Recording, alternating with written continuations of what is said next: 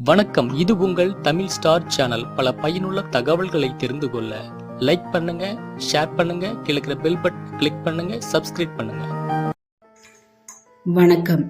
ஈசானி மூலையில் கொட்டி கிடக்கும் அதிர்ஷ்டம். பூஜை அறையில் இதை செய்யுங்க, போதும் பணம் கொட்டும்.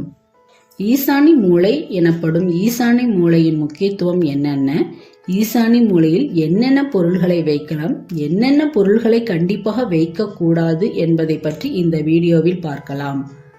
எப்போதுமே நம்முடைய வீடுகளில் திசைகளும் முக்கியம், மூலைகளும் முக்கியம். அந்த வகையில் வடக்கும் கிழக்கும் சந்திக்கும் இடம் வடகிழக்கு மூலையாகும்.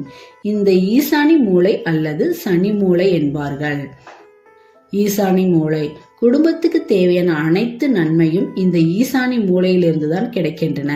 எனவே வீட்டின் ஈசானி மூலையில் தான் பூஜை அறை வைப்பார்கள். அதிலும் சூரிய வெளிச்சம் ஈசானி மூலைக்குள் வரும்படி இருக்க வேண்டும்.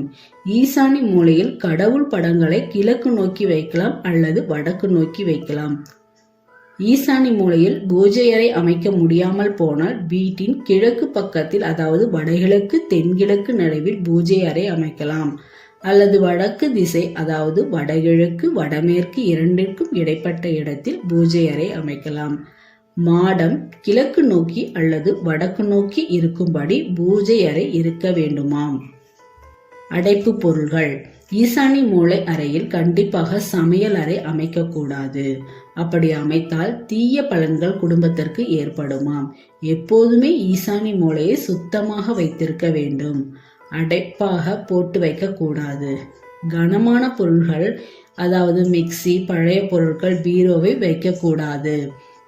ஈசானி பகுதியின் தரையின் மட்டமானது வீட்டின் மற்ற தரை இடங்களை விட உயர்ந்து இல்லாமல் இருக்க வேண்டும். அதே போல ஈசானி மூலையில் குடம் நிறைய தண்ணீர் வைப்பது சிறந்தது. ஈசானி மூலை. அதே போல ஈசானி மூலையில் குறைந்த மண் மற்றும் லேசான பொருள்களை வைக்க வேண்டும். ஈசானி மூலை நீண்டு இருப்பது மிகவும் நல்லது. மழை நீர் ஈசானி மூலை வழியாக வெளியேற வேண்டும். எப்போதுமே ஈசானி மூலை சரியாக இருந்தாலே குடும்பத்துக்கு தேவையான மகிழ்ச்சியும் செல்வமும் சேர்ந்து கொண்டே இருக்குமாம். வடகிழக்கு அறையில் தெற்கு தென்கிழக்கு பகுதியில் நுழைவு வாயில் அமைத்து கொள்ளலாம். இதனால் வளரும் பிள்ளைகள் அந்த அறை தூங்கும் போது சுறுசுறுப்பாகவும் உடல் ஆரோக்கியமாகவும் இருப்பார்கள். கழிவுநீர் தொட்டி. எக்காரணத்தை கொண்டும் வடகிழக்கு மூலையில் வரக்கூடாதவை என்னென்ன தெரியுமா?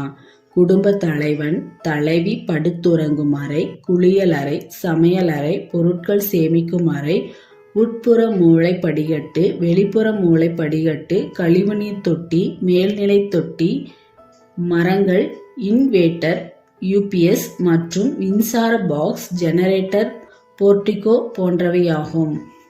மேலும் இது போன்ற பயனுள்ள தகவல்களை தெரிந்து கொள்ள மேலே இருக்கும் ஐக்கான் பட்டனை கிளிக் பண்ணுங்க, லைக் பண்ணுங்க, ஷேர் பண்ணுங்க, சப்ஸ்கிரைப் பண்ணுங்க. நன்றி.